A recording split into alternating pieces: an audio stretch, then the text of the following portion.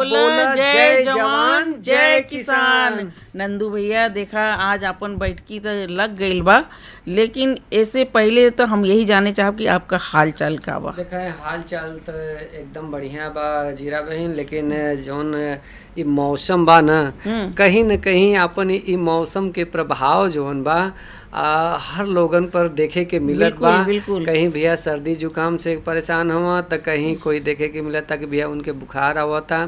तो एकर तो देखें भैया हो चाहे कौनो भी प्रकृति के चीज होखे, बिल्कुल, जब भी बदलाव परिवर्तन होता, होई तो ओकर असर देखे के मिली। बस यही बा कि भैया एकरे प्रति अपन क्षमता बनल रहे और भैया सचेत रहल जाए।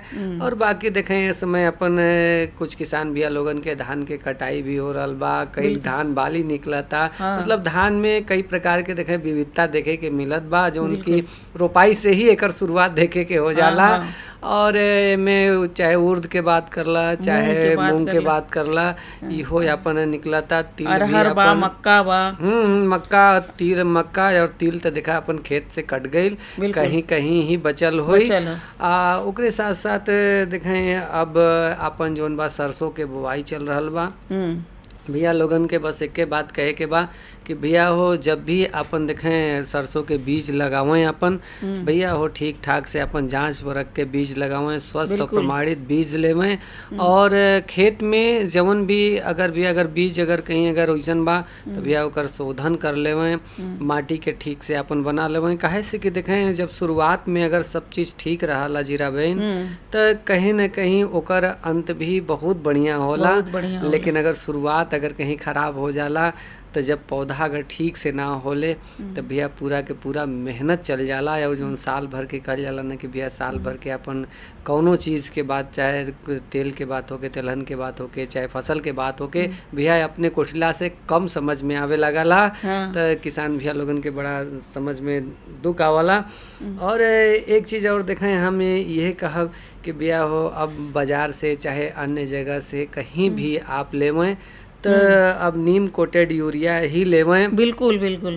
काहे से कि देखें नीम कोटेड यूरिया जोन बा कई तरह के अपन फायदा बा, बचाव बा। ऐसे कई तरह के जोन अपन माटी में बा वो पहले तरह है कि भैया लोग नीम कौड़ी डालें, या अभी भी देखा बहुत से किसान भैया लोग ऐसा हुआ कि जोन बर्मी कंपोस्ट या नाडेप कंपोस्ट बनावल हैं, उसमें नीम हो गईल, बकायन हो गईल, करंज हो गईल, शमसिहार हो गईल, कई तरह के पत्ती के जोन 3 लेयर अपन बनला, 1 लेयर ही जरूर डालल हैं। ऐसे अपन ही होला कि माटी में जोन अपन कर किरौना रहल हैं या अन्य तरह के जोन रोग बीमारी लगेले ओ से अपन निजात मिलल। बिल्कुल निजात मिलेला। और जब कहल गया कि निजात मिलेला तो ये एक चीज़ बता दें आपके कि ये जो नीम कोटेड यूरिया होला एकर देखा भैया लागत बहुत कम होला और मुनाफा में ज़्यादा होला। अगर हम लोग ये यूरिया के जोन कहला आप यूज करल माने इस्तेमाल करल जाई तो वो देखा ओसे जोन माटी के बात कैला वो भी बढ़ी, उसके बाद जोन है कि अपन जोन माने फसल ओकर उत्पादन भी बढ़ी, वृद्धि हुई उनमें। और ओकरे साथ साथ माने कल के जोन फसल के पोषक तत्व वो भी देखा ऐसे मिली। और साथे साथे अगर हम लोगन के रोके चाहे तो हम लोगन के ज़्यादा से ज़्यादा नीम कोटेड यूरिया के इस्तेमाल करे के चाहिए। और जोन रसायन होला उसे हम लोगन के माने रसायन खाद जो उसे बचे के चाहिए। बिल्कुल देखें कहीं न कहीं जो नीम कोटेड के बाद बा जीरा बहन एमे एक तई हो जाला कि भैया जोन बाजार में प्रामाणिकता के बात होले तो अन्य जवन कहल जाला ना कि नकली भी कई तरह के अपन यूरिया बना करके लोग बाजार में अपन बेचल हैं। तो अगर आप कहीं नीम कोटेड यूरिया के अगर आप देखी हैं और ओके देखी हैं तो आपके एमे पता चल जाई कि असली कौन बा नकली कौन बा। और ईच नीम कोटेड यूरिया अन्य लोग एके बनावे के भी जोन बा उ ना बा। अपन जौन भी एमे चाहे आप प्रमाणिकता के चाहे अपन जोन जहाँ भी खाद बीज मिलला या सहकारी समिति में जहाँ भी मिलला हर जगह देखें नीम कोटेड यूरिया के ही जोन बा अपन आवेले और किसान भैया लोग इस्तेमाल करले। और एकर फायदा के बारे में यो बा कि देखें कई तरह के जे भैया लोग तो कबो कबो ई अपन हो जाले कि भैया अपन फसल कितना जोन बा अधिक से अधिक पैदावार मिल जाए, ऐसे जोन बा अपन कई तरह के अंधाधुंध रसायनन के भी यूरिया के भी इस्तेमाल करले। और एक तरह ई हो जाला कि माटी में देखें जौन भी अपन फसल लगाला तो में कई तरह के फसल होला, चाहे झकड़ा जड़ के बात करला, चाहे मूसला जड़ के बात करला। अब देखा अरहर बा, तो अरहर जौन भी फसल बोवल जाला जीरा बहन, ओमे देखा कहीं न कहीं अपन वो मूसला जड़ जाला 6 इंच के तक जौन बा जितना भी पोषक तत्व ओके रहला उ ले वाला। लेकिन बहुत सारा ऐसन फसल बा जैसे चना हो गईल, मटर हो गईल या अन्य कोई हो, तो एमे ई बाहरी 6 इंच तक ऊपर ही रह जाला। तो ज़्यादा अगर यूरिया अगर डालल जाले तो ओमे जौन बा एक माटी में जौन नीचे लेयर बन जाले, उ लेयर के जौन बा हर पौधा यूरिया तक ना पा पावेला और अपने खेत में जौन बा एक तो ऊसरपना भी हो जाला। यही से देखा बार बार कहल जाला ना कि जी भैया फसल चक्र अपनावल जाए। बिल्कुल फसल चक्र अपनौला से ई होला कि माटी में जितना भी अपन पोषक तत्व बा भैया अगर बदल के लिहल जाए तो वो पूरा पोषक तत्व पौधा के मिल जाला। और अगर धान गेहूं अगर केवल लिहल जात बा, अगर तो खाद के मात्रा अगर कहीं अधिक हो गई तो नीचे वाला जो लेयर बा वो बच जाला और वही से बचला के बाद नीचे वाला जो माटी हो जाला वो ऊसर हो जाला। बिल्कुल। तो ए पर भी अपन किसान भैया लोगन के ध्यान देवे के बा कि भैया हो अपन जौन भी खाद डालें वो भैया अपन सोच समझ के डालें और तब जाकर के कहीं के बात बनी। और देखें आज अपन बैठकी में काका हो ये पर भी देखें अपन चर्चा हो जाए। बिल्कुल। आज देखें ज्योति मौर्य बहन जो अपन प्रगतिशील महिला किसान हैं उ अपन लहसुन के व्यवसायिक खेती के अनुभव जौन बा अपन मुन्ना भैया से साझा कैले हैं और आज ही शामिल बा। और उ जौन बा ज्योति मौर्य बहन के भी जानल जाई कि एक महिला किसानिन होके भी लहसुन के व्यवसायिक खेती करत है, उनकर का अनुभव बा।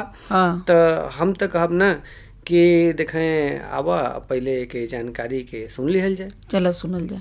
किसान भाई अपने इलाके की खेती दिन दूना रात चौगुना बढ़े एके खातिर कई तरह के कार्य भी कइल जा रहल बा, सरकार के तरफ से प्रयास कइल जा रहल बा।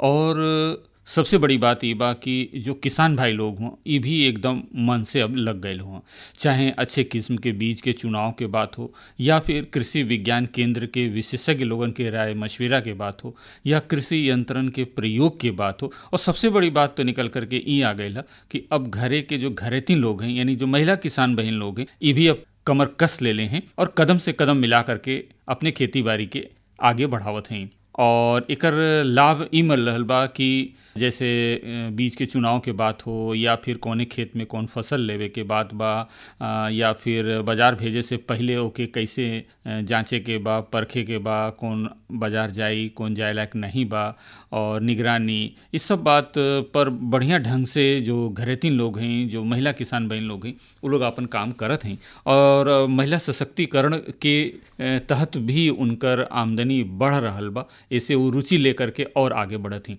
ऐसे ही एक महिला प्रगतिशील किसान बहन ही ज्योति मौर्य आप रावरसिंह ब्लॉक के मानपुर में अपन खेती बाड़ी करेली और अच्छा अनुभव भी बा आपके पास, कई तरह के खेती से जुड़ल हैं। ज्योति जी, सबसे पहले तो अपने कार्यक्रम में आपके बहुत बहुत स्वागत बा। हम और हमरे किसान भाई ये जानल चाहिए कि इस समय आपके यहाँ खेती बाड़ी में का हो रहल बा, इनका एक मतलब कि कौन कौन ऐसा तरकारी बा जो निकल रहल बा। ए समय के टाइम में तो जो सीजन के अनुसार ही खेती बाड़ी में सब्जी लगावल गल हा। तो जैसे में कि नेनुआ हो गया, करेला हो गया और गोभी भी हा। और उसके साथ साथ पाली हाउस में जौन सब्जी लगल है तो पालक हो गल, मूली, यही सबको सब्जी खेती भल हा। जी जी, तो ज्योति जी यानी कहे के मतलब कि कई तरह के तरकारी आपके यहाँ बा और वो समय समय पर बाजारे जा रहल बा। ज्योति जी, इधर बीच लगातार बारिश भइल तो का आपके सब्जी वाली खेती पर कुछ असर पड़ा लेकर? हाँ, बारिश तो बहुत मतलब सब्जी पर बहुत ज़्यादा असर किया, लेकिन उसके साथ साथ जौन सब्जी मतलब रहल कुछ ऐसा सब्जी की जिस पे बारिश कम प्रभाव पड़ल, जो ऊंचा पे रहल, हाँ ऊंचा स्थान पे रहल तो उस पे कम प्रभाव पड़ल। लेकिन कुछ सब्जी ऐसा है जैसे में कि खीरा का पौधा तैयार एकदम हो रहल, फसल भी तैयार रहल, बस कुछ दिन में ही तोड़ने का समय रहल, लेकिन ऐसा बारिश भल कि पूरा गल के खराब हो गल। और इसी तरह एक वो बोड़ा का सब्जी, बोड़ा वाला फसल भी ऐसे ही पानी में गल गया। बोड़ा और खीरा आपके नुकसान हो गए। तो चलें, अब तो किसान भाई लोगन के हृदय बहुत ही विशाल रहला, फिर कमर कस के वो लोग आगे बढ़ जाले। आगे के का योजना बा आपके रबी में?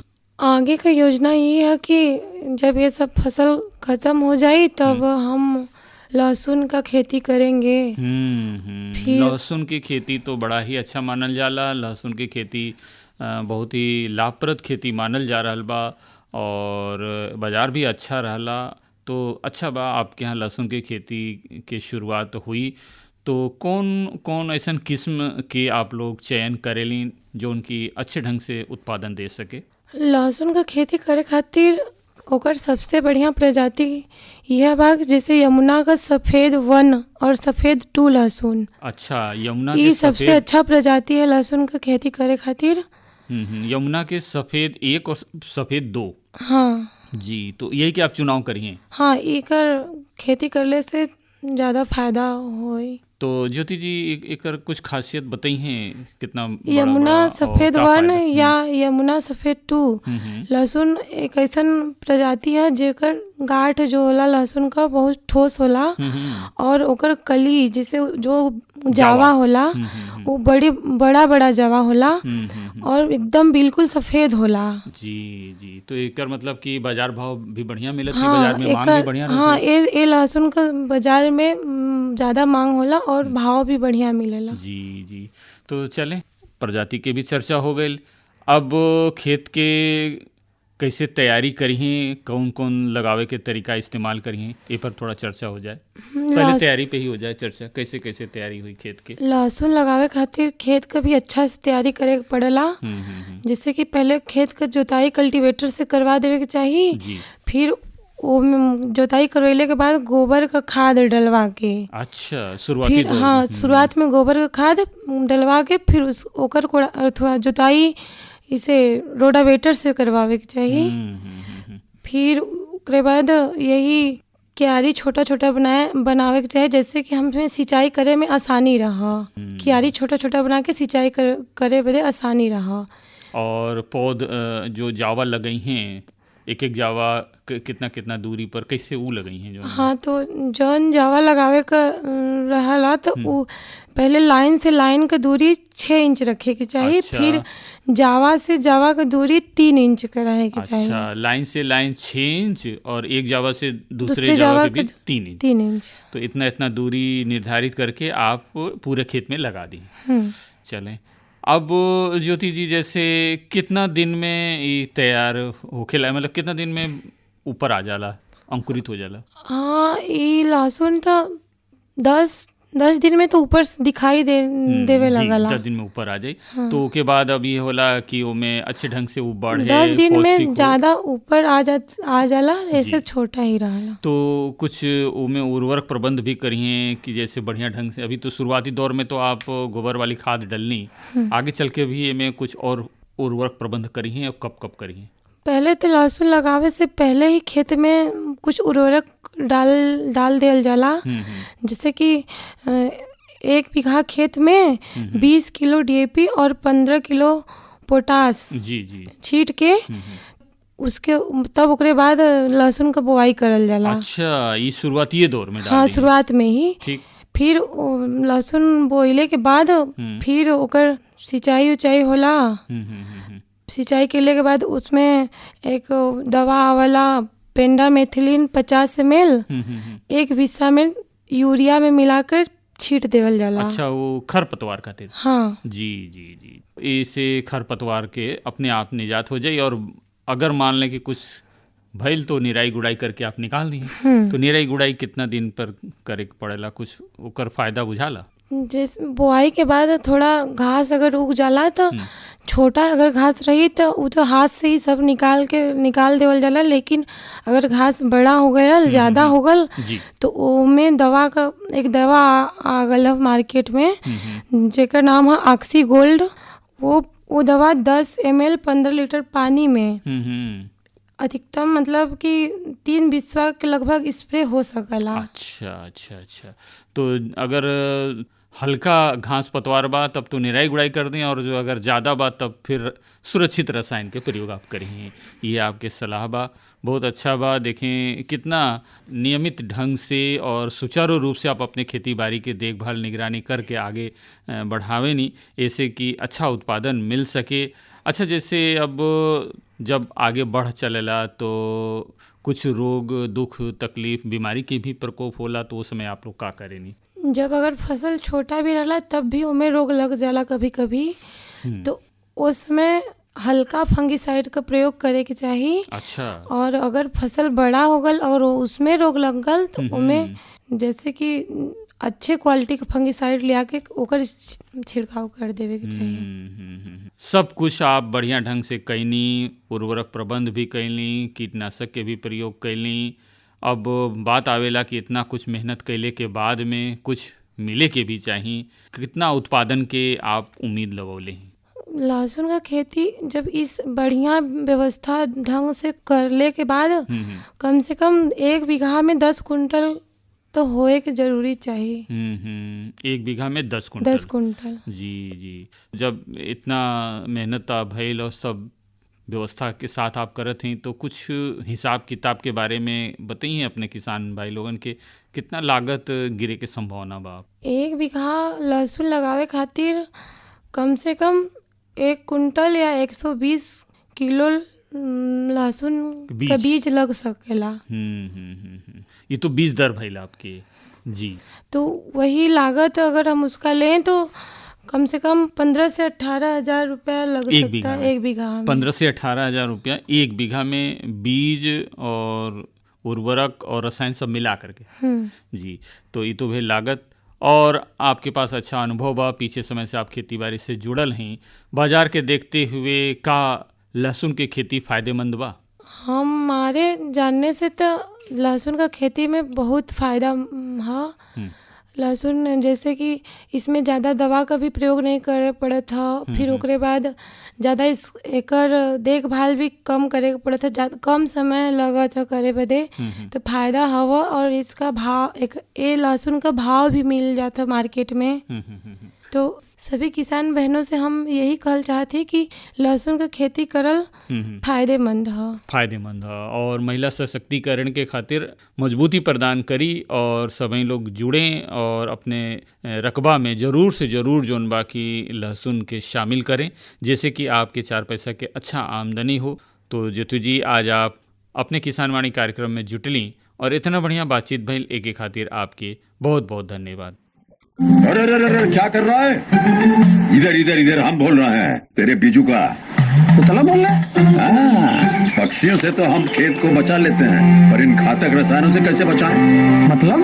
देख बेटा, तू जो ये अंधाधुंध रसायन मिलाता है ना, मिट्टी की सेहत बिगड़ने लगी है। और जब माटी ही कमजोर पड़ जाएगी तो उपज कैसे सेहतमंद होगी? अरे पहले ऐसा नहीं था। पूछना अपने बड़े बुजुर्गों से, कैसे फसल लहलहाती थी, शुद्धता झलकती थी। हाँ, माटी भी तंदुरुस्त और लोग भी। पहली वाली बात कहा, पर अब तो सब यही डाले हैं। सब नहीं, आज भी लाखों जागरूक किसान परंपरागत विधि से फसल उगा रहे हैं। खर्चा कम और उपज की कीमत भी बेहतर पा रहे हैं। सच है? रे बेटे, एक्सपीरियंस से बता रहे हैं, धूप में बाल सफेद नहीं किए हैं। हाँ। ठीक है भाई, मैं भी आज से जैविक खेती शुरू करूंगा। माटी से प्रेम की परंपरा है, परंपरागत खेती। रहनी अपन ज्योति मौर्य रहली, जो न अपन प्रगतिशील कृषक रहली महिला। मुन्ना भैया से बात कही होत रहल। और कहीं न कहीं एक महिला होकर के जोन बा अपन खेती के जोन बा एक व्यावसायिक रूप दे करके जोन बा इतना बढ़िया आगे बढ़त हैं। बिल्कुल। तो कहीं न कहीं एक सीख बा कि भैया देखें जोन कहला नहीं कि भैया किसान भैया लोग ही हैं, लेकिन हमारे किसानिन बहन भी ऐसा नहीं। हाँ। जवन कंधा से कंधा मिला के शुरू से ही चलत भैया हैं, वो लुकमा पहुँचावे तक ही ना है। धान से रोपाई से लेकर के कटाई से लेकर के सारे कुछ में अपन सहभागिता बा। और अब तब भैया जोन उनके पीछे लोग समझत रहे, अब तो वो आगे बढ़ चढ़ करके जोन बा हिस्सा ले। बिल्कुल। और देखा है जब लहसुन के बात की तो माने कल गला ना कि जैसे अपने कार्यक्रम में जो ना कि बिना पाती माने सब्जी बाजार के हम लोगन का कार्यक्रम पूरा नहीं होला।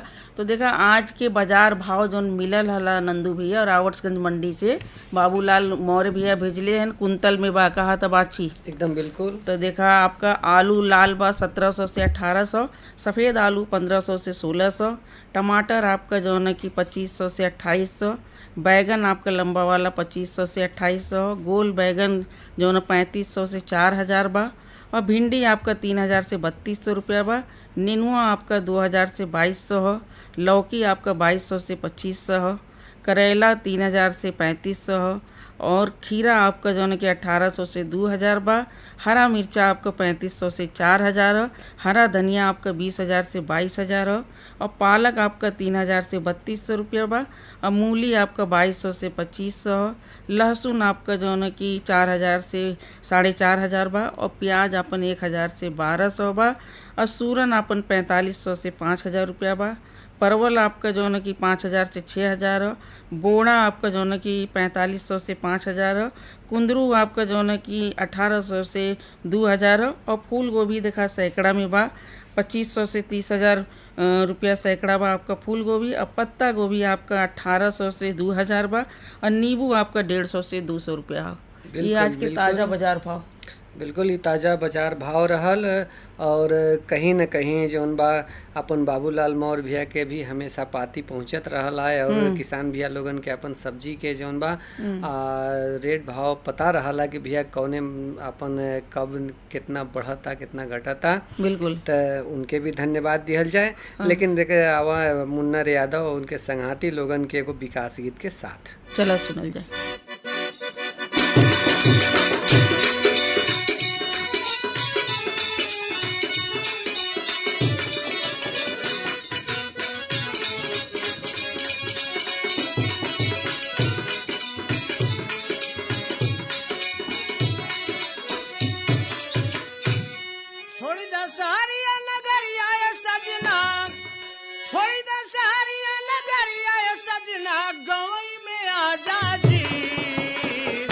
किसनवा बन जा राजा जी, किसनवा बन जा राजा जी, किसनवा बन जा ओ किसनवा बन जा।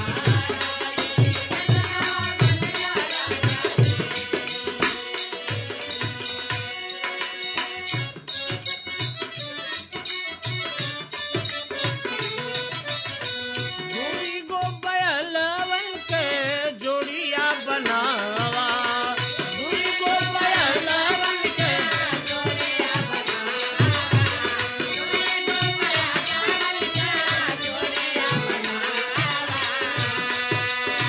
कंधवा पे हरवा सजनवा उठावा, कंधवा पे हरवा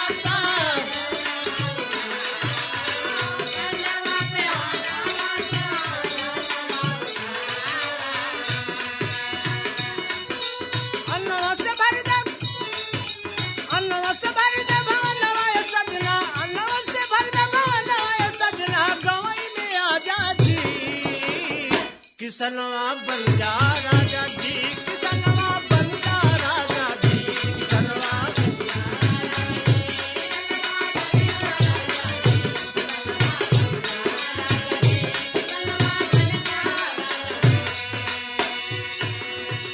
पंथ नगर से नया बीज मगवावा, पंथ नगर से नया बीज मगवावा,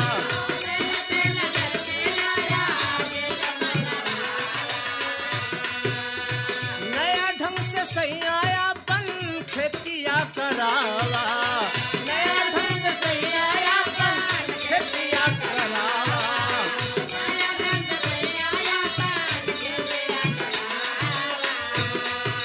पंथ नगर से नया बीज बनावा, नया ढंग से सैयापन खेतिया करावा, अनभिगी बन बन सनवा सजनवा, अनभिगी बन बन सनवा सजनवा, गवई में आजा जी, किसनवा बन जा राजा जी, किसनवा बन जा।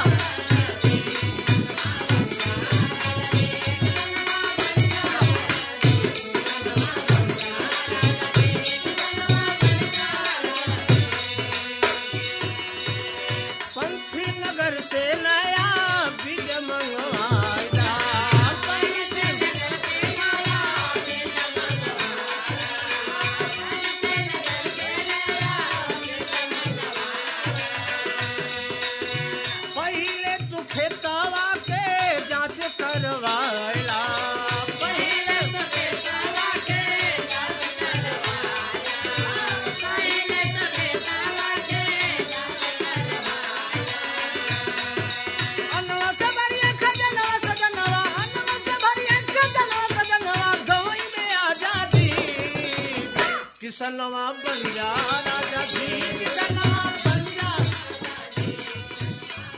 हर जोखिम से निकल कर फसल आए, सुरक्षित हो जाए। फसल बीमा से हर किसान अब आत्मनिर्भर हो जाए। संकट के समय प्रधानमंत्री फसल बीमा योजना किसानों के लिए वरदान है। अब सूखा पड़े या बाढ़ आ जाए कोई डर नहीं, अब ओले पड़े या कीट पतंगे फसल खा जाए कोई फिक्र नहीं, क्योंकि हमने लिया है प्रधानमंत्री फसल बीमा। बुआई से फसल कटाई तक हर जोखिम का दावा, न्यूनतम प्रीमियम पर अधिकतम भुगतान का वादा। योजना से हर साल जुड़ रहे हैं 5 करोड़ से ज्यादा किसान। अब आपकी है बारी। नजदीकी कृषि कार्यालय, सहकारी समिति, बैंक शाखा, अधिकृत बीमा कंपनी या जन सेवा केंद्र में स्वेच्छा से करा सकते हैं पंजीकरण। फसल बीमा पोर्टल या फसल बीमा ऐप द्वारा भी कराया जा सकता है पंजीकरण। प्रधानमंत्री फसल बीमा योजना, आपकी फसलों का संपूर्ण सुरक्षा कवच। कृषि एवं किसान कल्याण मंत्रालय, भारत सरकार। जीरा बहन। हाँ नंदू भैया, देखा है अपन ही रहले, अपन मुन्ना यादव उनके संघाती लोग रहले, इहो विकास गीत सुनौले और गीत के माध्यम से बहुत कुछ अपन संदेश भी छोड़ गईले। बिल्कुल। और देखा जहाँ तक अपन बात बा कि ब्याह समय सामयिक में अपन का होए के चाहिए पर भी ध्यान बनल रहे, तो सबसे पहले तो ये जानला कि हमेशा मौसम के अपन दिमाग में बनौले रहे के चाहिए कि कब भैया देखा बुन्नी बरखा होई और कब जौन बा खुला रही, और नहीं तो देखा बहुत बड़ा दिक्कत हो जाला। अब देखा एक बारिश के जौन बा रहल ना कि भैया कितना लोगन के धान तक कहाँ तिल्ली कटल रहे, उर्द कटल रहे, भैया खरिहान में छोड़ दिले कि भैया बुन्नी बरखा अब ना होई, लेकिन बुन्नी बरखा भइल और नुकसान भइल। तो मौसम पर भी हमेशा नजर बनल रहे के चाहिए कि भैया कितना अपन तापमान बा, कब बुन्नी बरखा होई, कब फरीच रही, वही के हिसाब से अपन खेती बाड़ी के आगे बढ़ावल जाए। और आज के देखा मौसम अधिकतम जौन बा 31 डिग्री और न्यूनतम जौन बा 19 डिग्री सेल्सियस आज के तापमान बा। तो यही तरह से अपन किसान भैया लोग मौसम पर भी नजर बनौले रहे। भैया देखा अब तो हर घर में जौन बा मोबाइल हो गई बा बड़का बड़का, ऊपर भी अपन देख के बचवा लोग से भी अपन सीखल जा सकला। लेकिन अब देखा घड़ी के इशारा बा बिल्कुल कि हई अब आज के बैठकी समेटल जाए, चलल जाए। तो भैया बोला जय जवान जय किसान।